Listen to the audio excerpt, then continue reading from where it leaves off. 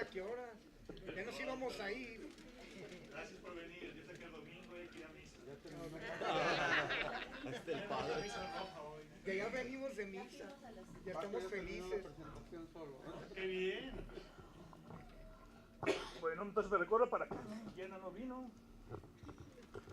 Muchas gracias. Bueno, hasta que termine la presentación, hasta que termine. No sé cómo me va a ir. Sí, le va a ir bien. Cuando me dio Lady Metralla, me interesó de inmediato. Estaba yo en la gira de Patria, recorriendo tierras sinaloenses, y otra novela sobre el narco, poco nuevo, puede haber, pero no, sí hay nuevo. Y esto es lo interesante de la novela de Juanjo, que Lady Metralla aborda desde un punto de vista periférico lo que todos sabemos y nadie dice, que es que el narco no es un fenómeno criminal, sino un fenómeno económico. Hay una economía del narco. Y la economía del narco es una economía que se construye en un terreno de ilegalidad permitida. Como bien sabemos, en este país lo que no funciona se llama justicia, ¿no? Y los entramados de los abusos del poder, la injusticia y el abuso están presentes en nuestra sociedad. Y entonces, conforme vas entrando en la novela, lo que te va interesando es este paralelo de las compañeras de los grandes narcos, siempre atraídas por el dinero. El dinero es la gran locomotora, ¿no? La posibilidad de salir de las miserias de la vida cotidiana y entrar en este universo que para mí resulta absolutamente ridículo, en el cual las marcas de un reloj hacen la diferencia, o la antigüedad de una botella de coñac. Para mí es un mundo absolutamente incomprensible, ¿no? Que revela el fetichismo por las cosas y la ausencia de profundidad de la vida en tanta gente que tiene que amarrarse a símbolos externos para ocultar el vacío interno, pues, ¿no? Pero lo interesante es que la personaje de la novela es fiera. No fiera en el sentido de violencia femenina asociada a la natural violencia del narco por el control. No, es fiera para el billete. Y es fiera para el billete de a de veras.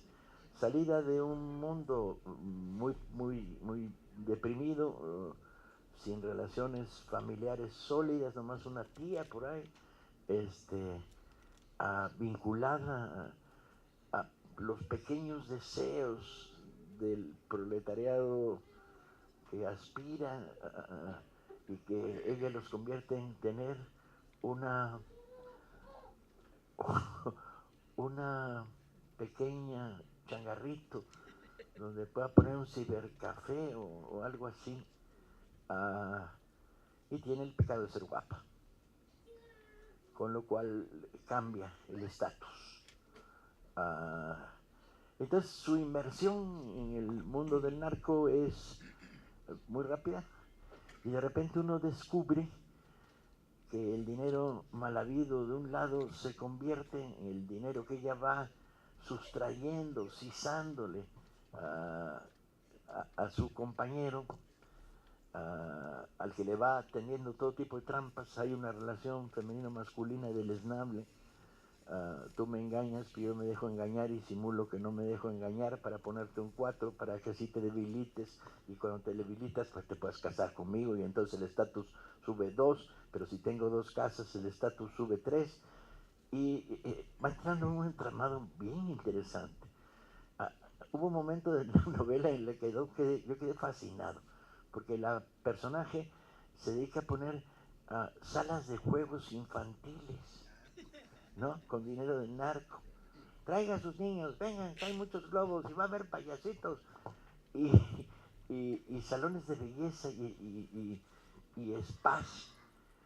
Y además va creando una especie de círculo de convivencia en el que conviven las otras amantes de los otros narcos, pero también las amantes del gobernador. No hay mucho misterio en ese encuentro del poder paralelo.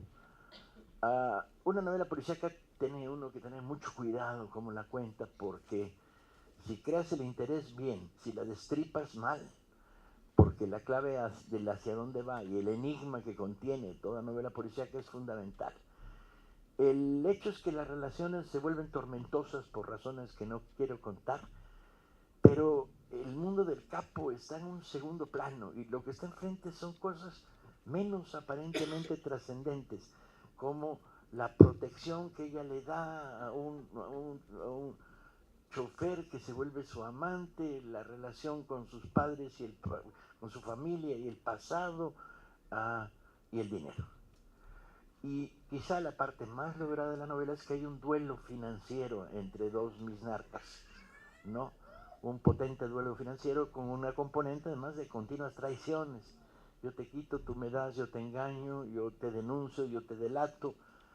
Eso y la presencia de un agente de la judicial que es un personaje misterioso que nunca sabemos qué quiere o qué no acaba de querer, que se mueve como todos los personajes de una novela como esta en un mundo entre dos aguas, donde la frontera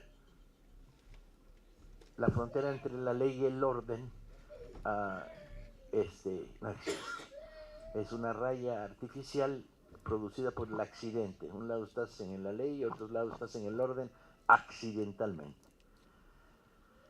De todo lo que anda por ahí circulando sobre el narco en materia de literatura, la novela de Juanjo merece la pena destacarla por esta aproximación a lo cotidiano, etc.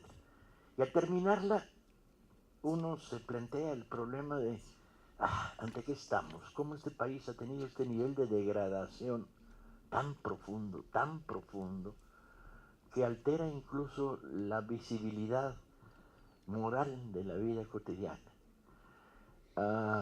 Yo recuerdo penosamente que cuando estudiaba secundaria, uno de los papás de uno de nuestros compañeros era funcionario público de bajo estofa. Yo estudié en secundarias con número, en la secundaria 4, donde la componente era clase media y proletariado vil y duro, y de la colonia San Rafael y la Santa María. Y entonces, bueno, uno de los papás de mis compañeros era un funcionario. Y de repente yo, educado en una moral rígida, republicana, socialista, española, oigo la siguiente frase dicha por otro compañero. Cuando dice, tu papá fue no sé qué, de no sé qué oficina y salió pobre. Y el otro le contestó, qué pendejo. O sea, la honestidad era vista a nivel de dos estudiantes secundarianos como un acto de pendejez y no como un acto de orgullo. Esa degradación moral que genera un país como este, en la cual no hay orgullo en ser honesto, y si lo hay, no lo valoramos lo bastante y no lo llevamos por delante y no lo convertimos en bandera, era terrible. Entonces me quedaba la sensación de remitirme a aquella frase oída que me desconcertó mucho. Yo no estaba preparado para esa visión de la realidad cuando leo Lady Metralla, ¿no? Donde la frase de todas las páginas es, si no te haces rico, si no chingas, si no expropias, si no abusas, qué pendejo. Lo cual es terrible. Y el libro pega como un nivel de denuncia que tiene que seguir provocando, como tantos otros, debidos a la pluma de nuestros compañeros y colegas, bien en el terreno del periodismo, bien en el terreno de la ficción, de hay que ponerle un alto a esto. Hay que cambiar la manera como se valora las cosas en la sociedad. Hay que cambiar los códigos éticos naturales, los motivos de orgullo, ¿sí? Un compañero al que tengo gran estima, que estuvo desarrollando en Tierra Dura, en Ciudad Juárez, Casas de la Cultura, decía, si logro que un adolescente se encapriche y se encariñe con la guitarra clásica española, le robé un sicario al narco. Y es una frase muy transparente y muy clara. Y hasta ahí. Ya me robé mi cuarto de hora. Le toca a Juanjo hablar de su novela. Muy bien, la novela está muy bien. Se lee muy, muy, muy bien. Hay maestría, pericia, acumulación de habilidad literaria. Se lee muy bien, fluye muy bien. El riesgo es el síndrome de Estocolmo, chinga. Que es que termines enamorado de Miss Narca, ¿no? De Lady Metralla. Pero bueno, siempre es el riesgo cuando te metes mucho en el interior de un personaje con tanta carga negativa. Gracias, Paco Ignacio. Bueno, como Paco casi lo insinuó, esta novela es tramposa. Es sobre el tema del narco, pues también es el tema del matrimonio, que ocurre ahí cuando esta chica se involucra con este personaje. Como dijo Paco Ignacio, ella trabaja en un negocio que en Culiacán le va muy bien, que son salones de fiestas. Mi hermana que vive allá se asusta de cómo gastan las fiestas de las piñatas los niños, con recuerdos, con Barbies gigantes, como si fuera boda. Y mi hermana, pues que conoce a sus amigas, la que tiene lo hace y la que no también. Y ven que muchos hasta 3 regalos por niño que va a la fiesta, ¿no? Los que están ahí. Y exageraciones. Pero lo que ella más detesta es la envidia. Que de repente una mujer que hace una fiesta en grande, alguna amiga o enemiga de ella, va al mismo sitio que una fiesta mejor que la que hizo Alejandra Díaz. A ver, Paquita Alejandra, ¿qué pidió? No, pues esto, fuente de chocolate, malabaristas. Ah, pues quiero un chapoteadero y quiero también esto y y así están compitiendo terriblemente porque el narcotráfico es la expresión más rancia del capitalismo salvaje y el consumismo. Y va creciendo ese asunto. Tatiana se lleva en Culiacán, me dicen. Que ella baja seguido allá, la ven en aeropuertos para participar. Y ese negocio crece. Hay centros de fiestas por todos lados con inflables. Esta chica trabaja ahí. Un día le cae un tipo que es el dueño del negocio. Y es un narcotraficante de la nueva generación. Bueno, no digo la segunda, es la tercera, la quinta, la séptima. De que estudiaron, acabaron su carrera. Tipo el Vicentillo, este chavo, vean lo que guapo, bien vestido, elegante cuando la detuvieron. Y el padre casi se entrega como fuera Víctor Corleone. Esa nueva generación más tecnificada. Y este personaje, pues, representa un conglomerado anónimo. Me siento en un cabaret de Punta de la Variedad. La novela acaba en un cabaret. Bueno, y que le piden los narcotraficantes grandes que él sea la cara visible del corporativo, de las empresas limpias que le revuelven siempre, y le piden que se case, porque siempre piden que se case a uno para tener un puesto corporativo. Se ha demostrado que los delincuentes narcotraficantes casados son más eficientes y duran más que los solteros. Funciona la regla. Y se cuida más, y la verdad, aparece el mérito de la mujer. ¿Por qué cuando una mujer se casa le exige la mitad al marido? Porque tiene razón. Los 10 años, 20 que el hombre subió a la cumbre, sea empresario o político, la esposa le ayudó. Y aunque lave y planche, no, también en las cenas cuando uno va a una cena de negocios y la esposa se mueve con la esposa y se ponen de acuerdo. Y luego vamos al siguiente domingo a la fiesta de la esposa. ¿Qué? No, pues vamos pues. Es lo que ocurre y se nos olvida. Y eso pasa con ella. El problema es que muchas chavas, como dice Paco Ignacio, que van por la invención, por el deseo, por ignorancia, no se dan cuenta que también son su cómplice. Y no pueden negar que ellas son culpables de las muertes que van creciendo. Algún momento esta chica ve que le dice al esposo que se va a ir a un pueblo que hay un problema costero, y ella, con mucha gente de hoy, ya no lee periódicos por internet, porque son malas noticias. Y un día le envuelven un producto en el mercado, en un periódico, y ve que donde fue el marido ese día hubo una masacre ya. Y aún así se niega a verlo. Es la doble moral que hemos creado, la falta de principios éticos de que si los veo no los oigo, ¿no? Como decía Salinas de Gortari. O fingir que no estamos pasando. Ocurre que Culiacán ha crecido mucho con la economía, el narcotráfico, y la ciudad se ha extendido y el fenómeno es radial. Hace poco fue una economista alemana muy importante de alto nivel, recorrió la ciudad del aeropuerto. Bueno, ¿aquí de qué viven? No veo fábricas, la agricultura es grande y presas, pero no da para tanta gente que vive los servicios. ¿Cuántas tiendas, cuántas casas de merced? ¿Esta gente de qué vive? Es una economía grande, ficticia, que ha llegado a ciertas personas, y hay gente que le cae muy mal el dinero, como decimos, ¿no? No se pueden disimular ni el amor, ni el dinero, ni el mal gusto. Y todo junto hace esas entelequias. Pero la raíz del problema no es tanto que sean malos o sean ignorantes, es que este país no les dio. Yo presumo que los grandes capos no son de Mazatlán. Hay gente que me dice, oye, ¿cómo está Mazatlán? Muy para allá. No, pero no. Todos viven allá, de La Tuna, de Badiraguato, todos son de allá, porque esa parte estuvo por más de 40 años abandonada, sin vías de comunicación.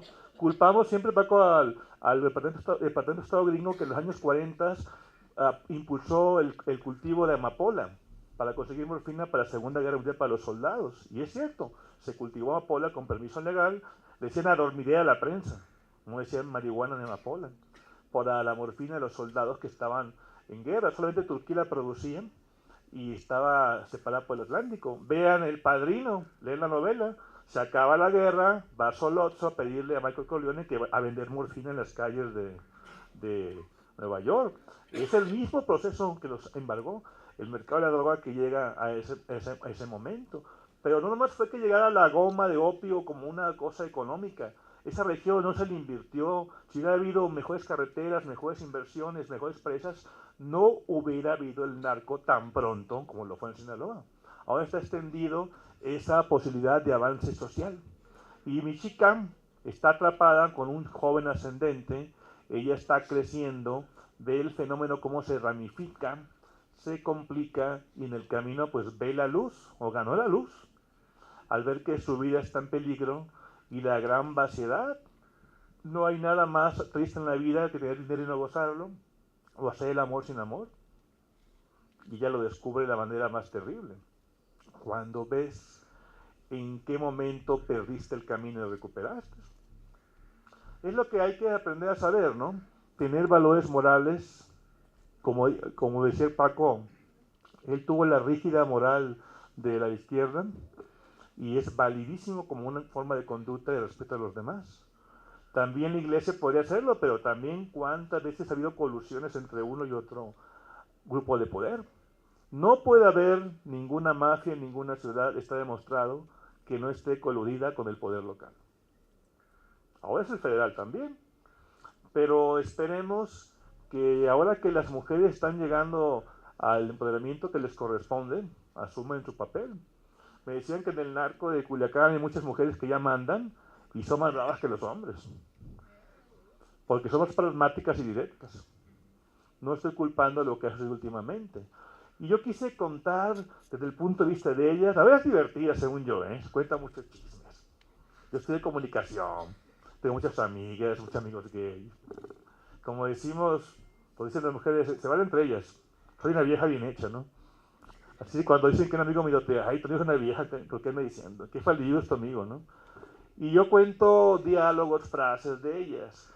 Tengo amigas buchonas que no se dan cuenta de que lo son. ¿Por qué? Porque siempre hay una que es más buchona que ella. La palabra me cae gorda a mí, buchona. Porque la gente en Sinaloa, ahora golpeado, compa, lo cierran. Dicen que es por eso. Pero con tantas cirugías, Dios mío, como me dijo una amiga mía, bueno, tan bonito cuerpo que tienen los sinaloenses y le echan a perder con tantas cirugías. No es el tema central de mi libro. Pero un día una peibolera con unas nalgotas extraquilidísimas y que me contó que no se puede sentar durante los primeros 3 meses de la operación. Duele mucho. En fin, ahorita venía en el avión y venía un tipo con un cojín de esos del cuello camuflado. O sea, el traje del camuflado, ¿dónde consigues un cojín camuflado? La gente del eje, a veces con celulares camuflados, pero ¿quién se va en un avión con un cojín camuflado? El tipo lo vi y tenía un chaleco de la marina aquí abajo, pero se bajó y muy tranquilo. Venía un tipo más bravucón, que él se veía más feo, más miedoso, con una mujer guapa, y veo que no soy guardaespaldas de él, sino que siempre dice, se hace una foto. Era el Maza Rodríguez Juárez, mi paisano, de Mazatlán, Sinaloa. El aspecto físico y fiero ha permeado en nuestro mundo. Y al igual que muchos novelistas, como Paco Ignacio, yo asumo que debemos contar lo que estamos viendo. Yo sé que la gente puede estar cansada del tema del narco ya, pues la negación no es total. Es como los niños divorciados, perdón, niños de padres divorciados. Tienen la etapa de la molestia, la duda, hay una parte de indiferencia. Creo que este país está en ese momento de la indiferencia, de la... Hay no de malas noticias. Y es cuando debemos de tocar el tema. Si fuéramos gringos y fuera años 60, tendríamos la obligación de hablar sobre la guerra de Vietnam. Pero ¿qué pasa? Que los gringos no tienen ninguna novela impactante sobre Vietnam. Tenían miedo a darle armas al enemigo. Cuando Susan Sontag fue a Hanoi, se tomó una foto en un cañón antibalas, la criticaron mucho. ¿Qué estaba haciendo? No, Jane Fonda, perdón. ¿Qué estaba haciendo ella con el enemigo? Pero hasta los años 80 se dieron cuenta que era una guerra injusta, fratricida. Y justamente cuando la película Rambo 3, que es de revista, se dan cuenta de eso. Creo que tú la reseñaste esa película en la revista Encuentro.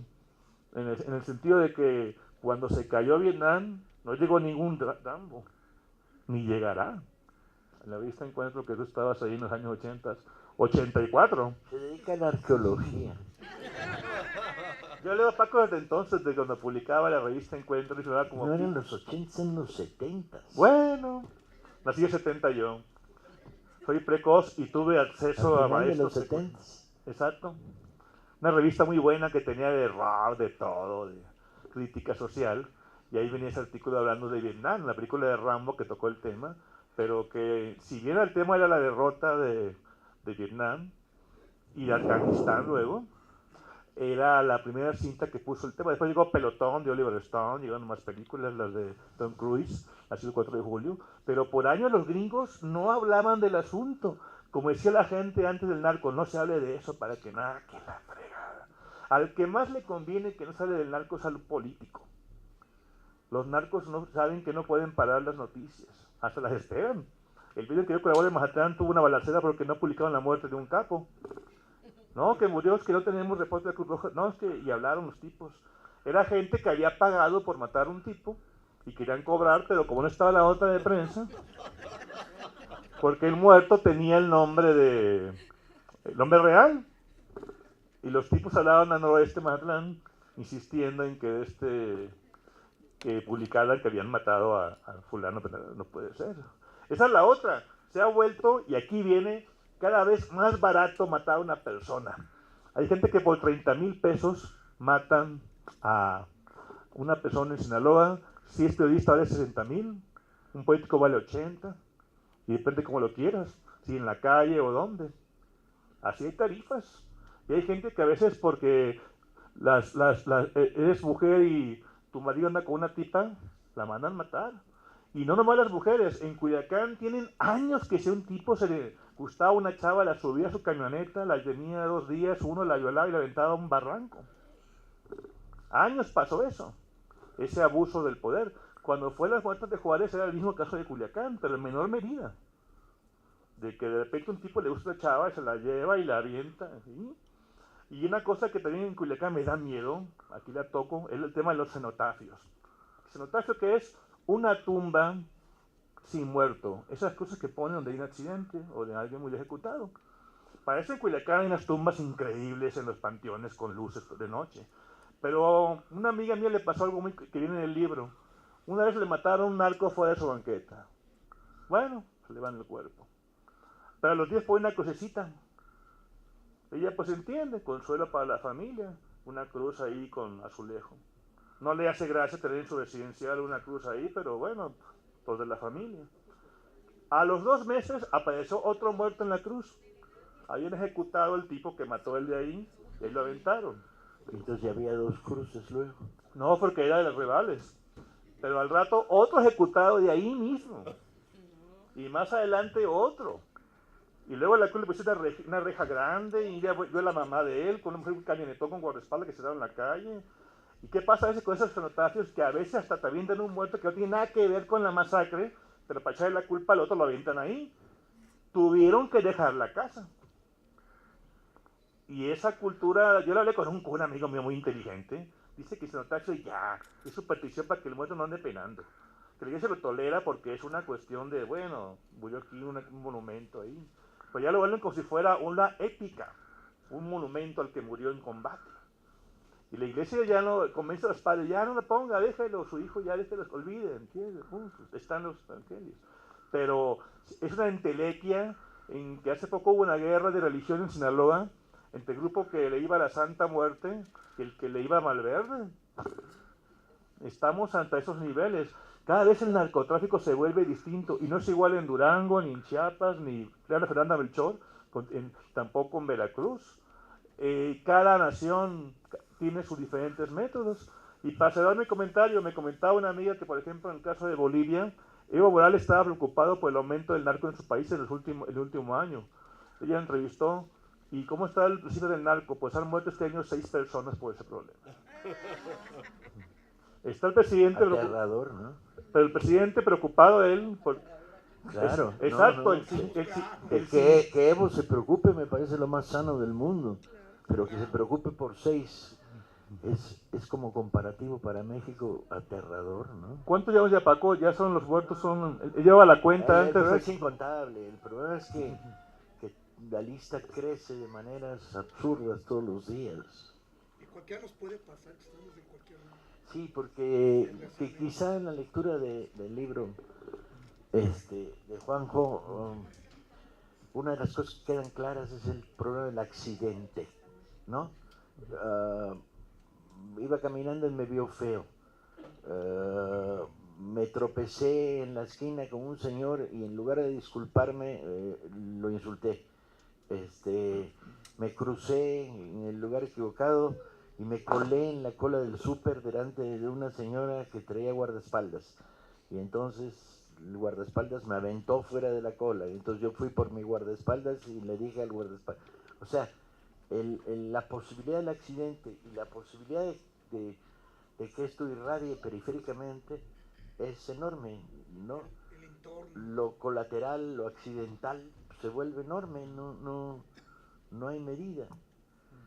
Cuando recogimos las primeras versiones del ascenso de la guerra del narco, después del error gravísimo de Calderón de haberla desatado, yo recuerdo una que tenía un peso muy fuerte en términos emotivos, que era el cuate que en Torreón iba en su coche, el carro de adelante llegó a un semáforo con vuelta a la izquierda y el carro de adelante no dio la vuelta.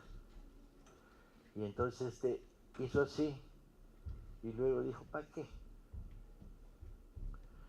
Entonces se pone rojo, se vuelve a poner verde y el cuate de adelante se baja y le avienta por la ventanilla un billete de 500 pesos. Y le dice, se los acaba de ganar a mi compadre porque aposté a que de pendejo me ibas a tocar el claxon y te metía 3 balazos. Y el cuate agarró los 500 pesos, sonrió y se quedó ahí. Imagínense el nivel de accidentalidad, ¿no? La mano que se quedó en el aire sin tocar el claxon. Como además hubiera reportado como asesinado, bla, bla, sin razón, sin motivo, no habría conexiones. ¿Quién puede detener o descubrir al asesino? O te victimizan. O peor todavía, te la voltean y te victimizan. No, el gran problema que tenemos es que tenemos que tener una visión compleja y de conjunto para enfrentar una situación como esta. Y esa cultura del huevoraje empezó con el gobierno político mexicano, porque cuando el presidente empezó a andar con sus guardaespaldas por todos lados, los delincuentes imitaron ese estilo del séquito. Y se empezó a ver ahí. Antes no andaban los capos con tanta bola de alacranes por todos lados.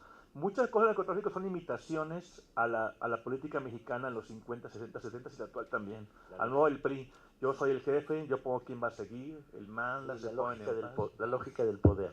Aparentar vas por el que tienen, eso de andar siempre con una escolta es eso. Un truco de la política mexicana es, para tener poder hay que saber aparentar poder y andar siempre con 7, 8 gentes. Los achichincles, esa palabra mexicana de origen prehispánico. Guarura es una palabra tarahumara. Lame huevos es la moderna, que no tiene connotaciones ni prehispánicas ni tarahumaras. Si el guarura es un prepotente, imagínate el político. Evidentemente, además la lógica es la lógica del poder. O sea, el ejemplo quizás más cruel de la estructura del poder te lo da el cadenero de una discoteca. El cadenero de una discoteca es probablemente el empleo más racista y más jodido que ha generado la sociedad mexicana. ¿Quién entra y quién no entra? Es arbitrariamente se le da derecho a decidir si pasas o no pasas. Antes era el dinero el que decía si pasabas. Ve y paga un cover y entras o no entras, ¿no? Ahora es la apariencia. Y entonces ese tipo, con una mano en una cadena, dice, tú no porque eres chaparrita y morena. Tú no, güey, porque pinches pantalones chafas que traes. Tú no porque, o sea, no, darle un pendejo poder y lo ejercerá de manera siempre cruel. Pues hasta los de los camiones, no le dan la parada, son los prepotentes los camioneros, que tienen, ya se sienten dueños del camión. O sea, los traumas que traen sacan ahí en el camión, se caen los dueños. Hay varios camioneros en la sala, contrólate. No, es la verdad, es que tiene, no estoy diciendo mentiras. El poder es veneno.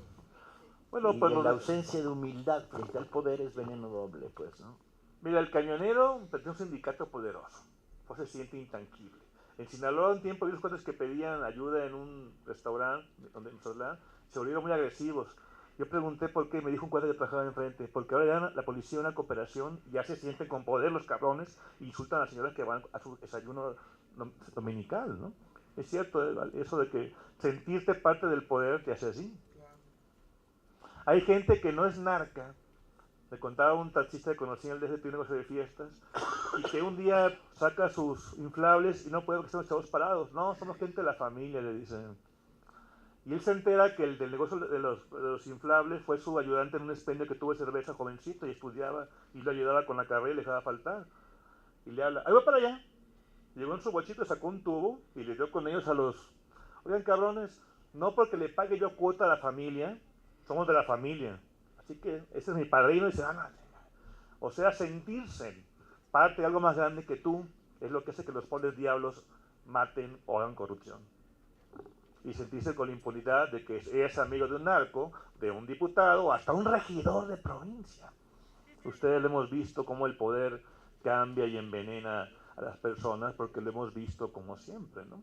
La cultura del guaruraje de que siempre andan con 5, 7, 8 pistoleros por todos lados para sentirse demostrados, como el político que va a un lugar que ya con 20 gentes ahí alrededor. Y les gusta los boxeadores con séquito. Chávez con la bola de la cara que siempre lleva, pues sí, ¿no? Y es algo, no sé, algo tribal. La antropología lo demostrará de dónde vendrá esa cultura de siempre ser gregarios para sentirnos más. Pero bueno, Paco, seremos más y vamos a ganar este año, ¿verdad? Sí, el que viene. ¿Alguna pregunta, duda antes de que nos...? Yo una pregunta. A ver, adelante. Yo te capo, tú estabas comentando ahorita de que en Sinaloa no hay control y todo eso. Mi pregunta, ¿el ejército entonces cuál es su posición o también está corrompido tu forma de ver? Mira, un amigo Rocha sacó un tema al disimulo. En los años 70 la Operación Cóndor, palabra que yo siempre creí que sinaloense y viene de lo que se hizo en Chile de matar un montón, y en toda Sudamérica se aplicó para arrasar con muchos narcotraficantes y se les fue la mano, porque esto Silvia Falcón, pues era izquierdoso y sembraba marihuana y estaba Lucho Cabanas por otro lado, nada que ver, pero se creyó que iba a ser una fuente de financiamiento de las guerrillas del narco. No fue así nunca en Sinaloa, pero arrasaron con la guerrilla de los enfermos y también con la guerrilla y con la cuestión del narco. Ahorita el ejército ha sido muy cauteloso en Sinaloa, en el sentido de que no ha habido incidentes fuertes. A mí me impactó mucho cuando mataron a 5 soldados que le salvaron la vida a un tipo. Está el video que lo salvan y la foto sí me impresionó, que van caminando un soldado con los 5 cascos. Está amaneciendo en Culiacán, está ardiendo y el soldado, como que es un ritual de ellos, llevar los 5 cascos de ellos que se quemaron. Pero me asustó el odio de las redes sociales. Y es que en Culiacán el ejército de los 70s acabó con pueblos enteros. ¿Sí? Es la otra parte del rencor social que exmostró. Y eso lo hicieron los jefes, son los generales. Hay muchos matices. Pero en el caso de Mazatlán, yo digo que la gente de Culiacán es mala. Les digo allá en su cara. Prefiero estar preso en Mazatlán que suelto en Culiacán, les digo. Y yo siento que es distinto porque los capos son de allá del norte. Yo digo que Culiacán es Sonora. Y de Mazatlán para abajo, pues tú eres Te Mesoamérica. estás metiendo en un callejón de Ya los sé. madrazos tamaño caguama, man. No, y les digo y se ríen. Porque ya no solo el regionalismo, sino el microrregionalismo en el eterno duelo entre Mazatlán y Culiacán. Y el separatismo, porque yo quiero juntar a Mazatlán con Nayarit y que es un estado bonito, costero. La gente es borracha, gritona, se agarran a machetazos. Pero. Y allá se agarran a balazos en Culiacán. Pero es que son chichimecas, es una cultura brava, los lloremes. Nunca prendió el poder ahí. Y por la misma aridez de Iberoamérica, fue una región en que debías luchar por lo tuyo. Ahora bien, para cerrar el comentario que tú comentas, hubo matar una guerra muy fuerte hace 3 años con permisividad de las autoridades, pero 2 cosas resolvieron. Uno, que se evitó la extorsión, y fueron los policías municipales muy valientes, me decía un reportero de Nota Roja. Sobre todo los de tránsito, porque ahí empieza la cadena. Tránsito ve un carro raro, una reporta municipal, van los 2 y sobre ellos. Y me dice que más que hombría, lo que tú quieras, era sobrevivencia de los municipales, que se acuerparon y lograron acabar con esa etapa, que se dio porque Mazatlán estaba en la frontera entre 2 grupos de poder. La frontera se le corrió a Mosqui y se acabó el problema. Que la chingada, nomás lo mandan para un lado y luego para otro. Así vamos a estar el país, a merced de que te toque que tu ciudad sea una frontera. Dime. Juanjo, hablando un poco del oficio de escritor, la realidad no congelaba tu escritura. De repente volteas a ver la realidad, ves tu ficción y te das cuenta que te quedas muy corto. Bueno, sí sucede. Esta es muy actual porque lo que cuento son cosas inmediatas. Yo tengo una novela que se llama Mi nombre es Casablanca, la que la publiqué en el 2004. Es el tema de una guerra de Amandas. Y ahora me quedo corto. Yo puse muertes de albañiles cuando eran tan comunes. Ahora, si la novela la republico, debo poner que les cortan las cabezas a Hielera. Eso era imposible de ver. Llegó por los caibiles, que empezaban a aplicar técnicas de contrainsurgencia guerrillera, a amedrentar y matar al enemigo. Eso no había pasado antes aquí, esos crímenes o colgar gente en los puentes, ¿no? Pero eso nos llevó la guerra de Calderón. Nos llevó el error en que se manejó. Dicen que Fox estuvo a punto de hacer algo similar cuando le llegó la información privilegiada, pero que le dijeron, cálmate, no es el momento y no vamos a ganar. Se corre el rumor, lo leí en Proceso alguna vez que Fox. Pero era delirante porque los elementos de Calderón eran prácticamente ninguno. O sea, ¿por qué declarar una guerra contra el narco? Sí.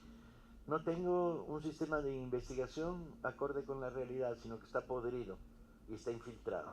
No tengo fuerzas policiales confiables. No tengo un sistema judicial que funcione. No tengo un sistema carcelario que funcione. No tengo un sistema de control de armas en la frontera que funcione. Se los pido a los gringos, tardan 1 año en decirme que no. ¿Sí? Con esos elementos, ¿cómo chingados te lanzas a una guerra, pues, no? Y el único elemento positivo en su lógica es, con esto tapo el fraude electoral.